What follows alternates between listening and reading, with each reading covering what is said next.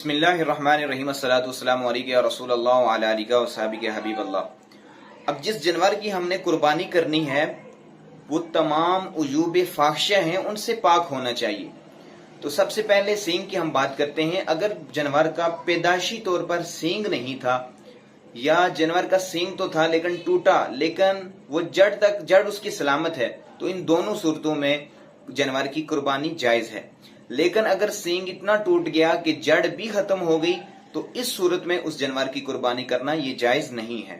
मसला ये है कि अगर जानवर अंधा है, लंगड़ा है या काना है और ये उयूब बिल्कुल जाहिर हैं, तो इस सूरत में उस जानवर की कुर्बानी करना ये जायज नहीं होगा। इसी तरह अगर उसकी बीमारी बिल्कुल जाहिर हो या जिसके दोनों कान बिल्कुल कटे हुए हों या दुम और चक्की जो होती है वो बिल्कुल उसकी कटी हुई हो या जिसका पैदाशी कान ना हो, तो उस जानवर की कुर्बानी करना ये जायज नहीं है। जानवर का कान छोटा है उस जानवर की कुर्बानी करना जायज है, और जिस जानवर का कान पैदाशी तौर पर नहीं है उस जानवर की कुर्बानी करना ये जायज नहीं है।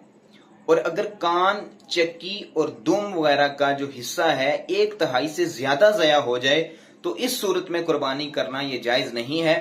अगर 1/3 से कम है तो फिर उस सूरत में उस जानवर की कुर्बानी हम कर सकते हैं। इस जानवर के दांत ना हो लेकिन वो चारा खा सकता है, तो उस जानवर की कुर्बानी करना ये जायज है। लेकिन अगर वो चारा भी नहीं खा सकता तो इस सूरत में उसकी कुर्बानी करना ये जायज नहीं है। जानवर पागल हो गया है लेकिन वो चारा खा सकता है, तो उसकी कुर्बानी हम कर सकते हैं। लेकिन अगर वो चारा भी नहीं खा सकता तो इस सूरत में उसकी कुर्बानी करना ये जायज नहीं है। खारिश ज़दा जो जानवर है वो बहुत मोटा ताज़ा है तो उसकी कुर्बानी ये जायज है। लेकिन अगर वो दुबला है, पतला है, खारिश ज़दा है, तो उसकी कुर्बानी करना ये जायज नहीं है। इस जानवर की नाक कटी हुई हो उस जानवर की कुर्बानी करना ये भी जायज नहीं होता। जो जानवर भेंगा है या उसकी ऊन को काट लिया गया है, तो इन दोनों जानवरों की कुर्बानी करना ये भी जायज नहीं है। जिस जानवर के थनों को काट लिया गया हो या उसका दूध खुश्क हो गया हो या वो दूध पिला ना सकता हो, तो इन जानवरों की कुर्बानी करना ये भी जायज नहीं है। अगर बकरी है और उसकी जुबान कटी हुई है और वो चारे को निगल सकती है, चारा खा सकती है, तो इस सूरत में उसकी कुर्बानी करना ये जायज है। इसके अलावा अगर वो चारा नहीं खा सकती तो उसकी कुर्बानी करना जायज नहीं है। अगला मसला कि जलाला उस जानवर को कहते हैं जो गंदगी खाता है, गोबर, लीद वगैरह इस तरह की चीजें गंद खाता है, तो उस जानवर की कुर्बानी करना ये भी जायज नहीं है। अगर बिलफर्ज उनकी कुर्बानी करना है तो जो जलाला अगर ऊंट है तो उसको 40 दिन तक बंद रखना होगा, ये गंद वगैरह ना खाए। और अगर गाय वगैरह की करनी है तो उसको 20 दिन ये बंद रखना पड़ेगा, उसके बाद उसकी कुर्बानी करना ये जायज हो जाएगा। आखिर में एक कायदा आप जहन में ये रख लें तो बहुत आसानी हो जाएगी जानवर लेते हुए, और आपको पता चल जाएगा।